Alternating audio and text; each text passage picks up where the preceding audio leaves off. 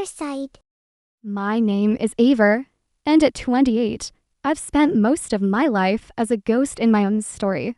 I'm a painter, a freelancer who lives in a one-bedroom apartment with cracked walls and a single window that lets in more gray than light. To my family, I'm the shadow, the failure, the one who can never match the brilliance of my sister, Blair. She's the golden child, the liar who climbed the ranks of success with the ease of someone born for it. I've always been measured against her and found wanting. But this isn't about resentment. It's about truth, the kind that festers in silence until it demands to be heard. Growing up, Blair was a force of nature. 3 years older, she seemed to carry the sun in her pocket. At 12, she was winning debate tournaments, her voice sharp and commanding, cutting through arguments like a knife through silk. By 16, she'd secure a full-ride scholarship to an Ivy League school. Her acceptance letter hung on our living room wall like a sacred relic. My parents would point to it during dinner, their eyes bright with pride. Blair's going to change the world, my mother would say, her voice warm with certainty. Then she turned to me, her gaze cooling. And you, Ava, what are you going to do? The question wasn't an invitation. It was a judgment. I wasn't without dreams. I spent hours sketching buildings, towers with impossible curves, homes with gardens spilling over rooftops. I wanted to be an architect, to create spaces that made people feel alive. At 17, I showed my portfolio to my parents, my hands trembling with hope. My father barely glanced at it before laughing. Assured, cruel sound, architecture, Aver. Don't be ridiculous. No one's going to hire you for that. Stick to your little drawings. My mother nodded, her lips pressed thin. Blair's the one with the future. You need to be practical. So I folded my dreams away, enrolled in community college for graphic design, and painted in secret, hiding my canvases under my bed like secrets I was ashamed to keep. Blair's star only climbed higher. She graduated law school with honors, landed a job at a prestigious firm, and became the kind of person people whispered about with her. She wore tailored suits and spoke in polished sound bites. Her life a performance of perfection. I watched from the sidelines, my hands stained with acrylics, my bank account teetering on empty. When she announced her engagement to Ethan, the son of our city's mayor, it was as if the universe had handed her another crown. Their wedding was to be a spectacle, a 6-page spread in the local paper, a union that would cement her place in the city's elite. My parents were overjoyed, already imagining the political dynasty Blair would help build. Then there was me, summoned to their engagement party with a single task: paint a portrait of Blair and Ethan for the wedding. It's the least you can do, my mother said, her tone implying I owed them for existing. And try to make it emotional this time. Your work is always so flat. I nodded, swallowing the urge to remind her she'd never once come to my art shows or asked to see my work. The portrait was unpaid. Of course, family doesn't charge family, my father said, as if I were the one being unreasonable. I started the painting in my apartment, mixing colors under the dim glow of a second-hand lamp. Blair and Ethan smiled from the reference photo, their faces flawless, their lives untouchable. But something gnawed at me, a whisper I couldn't shake. It began with a late-night call I overheard while dropping off sketches at Blair's office. She was on speakerphone, her voice low and urgent, talking to Ethan about moving the numbers and keeping it off the books. I froze, my hand on the doorknob, as she mentioned shell companies and tax loopholes. Her words sharp with the precision of someone who'd done this before. I slipped out before she noticed me, my heart pounding. The next day, I started digging. I wasn't a lawyer, but I wasn't stupid. I searched online for Ethan's company, a financial firm tied to his father's political machine. Articles hinted at shady deals, but nothing solid. Then I found a memo on Blair's desk, left carelessly, as if she assumed no one would dare question her. It outlined a scheme to funnel profits through offshore accounts, dodging millions in taxes. Blair's signature was at the bottom, her handwriting as perfect as her reputation. My stomach churned. Not just because of what she was doing, but because I knew no one would believe me if I spoke up. To my family, I was the jealous sister, the one who could never measure up. I tried to tell my mother, hoping for once she'd listen. We sat in her pristine kitchen, the air heavy with the scent of her lavender candles. "Mom, Blair's involved in something illegal," I said, my voice steady despite the knot in my chest. "She's helping Ethan's company dodge taxes." My mother's face hardened, her eyes narrowing. "Aver, stop it. You've always been jealous of your sister. She's worked hard for everything she has.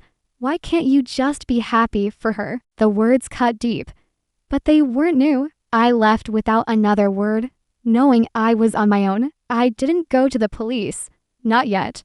I wasn't brave enough, or maybe I was too stubborn to let Blair win so easily. Instead, I became a shadow in my own life, collecting evidence like pieces of a puzzle. I recorded snippets of Blair's calls when I could, saved emails she forwarded to me by mistake, and photographed documents I found in her office. I learned to use encrypted apps to cover my tracks. To think 3 steps ahead, it was exhausting, but it gave me purpose. A fire I hadn't felt since I'd abandoned my sketchbooks.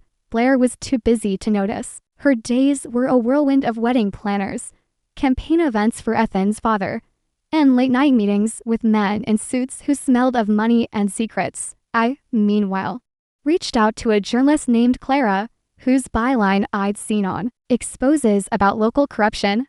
I emailed her from a burner account, attaching a single documented ledger I'd found in Blair's files. Its numbers damning. "There's more where this came from," I wrote. "But I need to stay anonymous." Clara replied within hours. "I'm listening." Over the next month, I fed her everything I had, each piece carefully stripped of anything that could trace back to me. I knew what would happen if my family found out. They'd close ranks, protect Blair, and cast me out for good.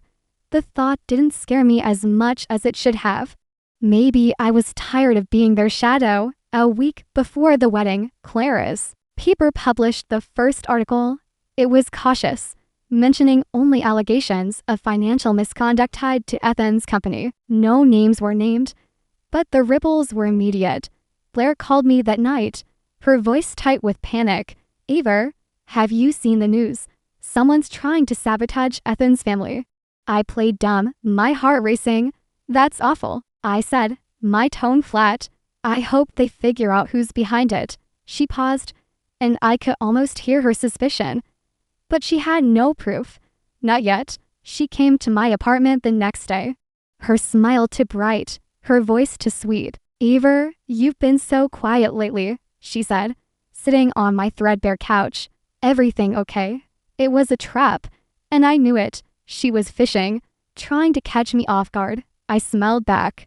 "My face a mask, just working on your portrait," I said, gesturing to the canvas in the corner. "It's almost done." She studied me, her eyes searching for a crack, but I gave her nothing. After she left, I locked the door and exhaled, my hands shaking. The wedding was a spectacle, just as planned. The venue was a historic mansion, draped in white roses and fairy lights. Blair glowed in her designer gown, her smile practiced but brittle. I stood at the back, clutching a glass of champagne I hadn't touched, watching the crowd toast to a future that was already crumbling. Then, as the band played and guests clinked glasses, the doors swung open. Men in dark suits flashed. Badges FBI. The room went silent. The air sucked out like a vacuum. They handed Ethan a warrant, their voices low but firm. "You're coming with us." Blair's scream cut through the chaos, raw and desperate. Her makeup streaked as she clutched Ethan's arm, begging him not to go. The cameras, meant to capture her perfect day, now recorded her collapse. My parents stood frozen, their faces pale, while guests whispered and phones lit up with notifications. I stayed in the shadows, my expression blank, my heart steady. No one looked at me. No one ever did.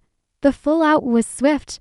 The papers exploded with stories of Ethan's company, Blair's involvement, and the mayor's disgrace. Blair was suspended from her firm, her law license under review. Social media turned her into a meme. The golden girl who fell from grace.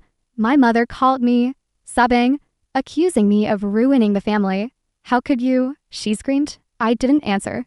I didn't need to. I left town a month later. My paintings had started selling online, enough to rent a small studio in Oregon, where the air smelled of pine and possibility. I hung my canvases on the walls, each one a piece of me I'd kept hidden for too long. One day, a letter arrived from Clara.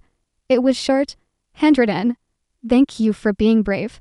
Not every victory is loud. I read it twice, then tucked it into a drawer. I didn't need the world to know what I'd done. For once, I knew who I was. As I stood in my studio, paint smudged on my hands, I looked out at the horizon.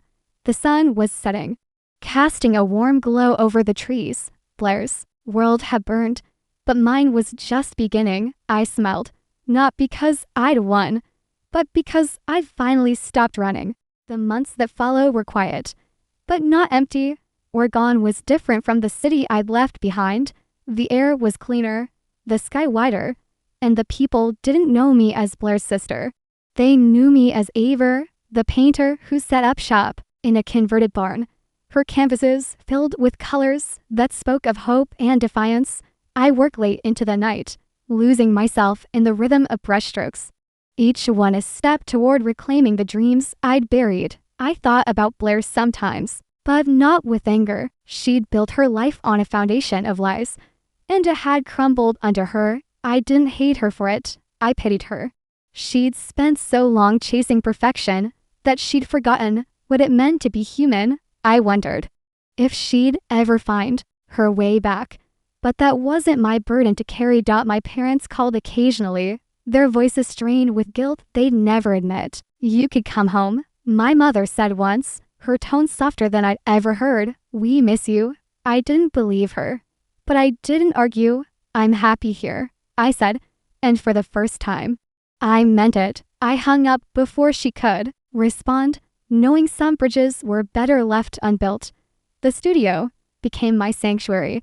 I painted everything: landscapes that stretched into forever, portraits of strangers I met at the local market, abstract pieces that felt like confessions. My work started to gain traction online, shared by art bloggers and collectors who saw something in my colors that I'd always felt, but never named. I didn't need fame or fortune.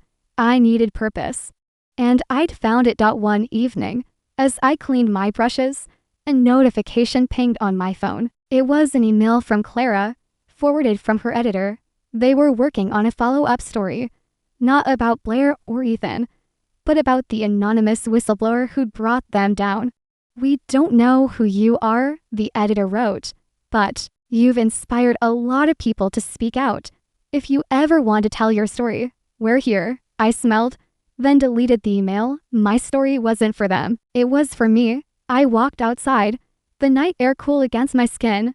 The stars were brighter here, unclouded by city lights. I thought about the girl I'd been, the one who hid her sketches and swallowed her voice. She was still part of me, but she wasn't all of me. I'd spent so long living in Blair's shadow.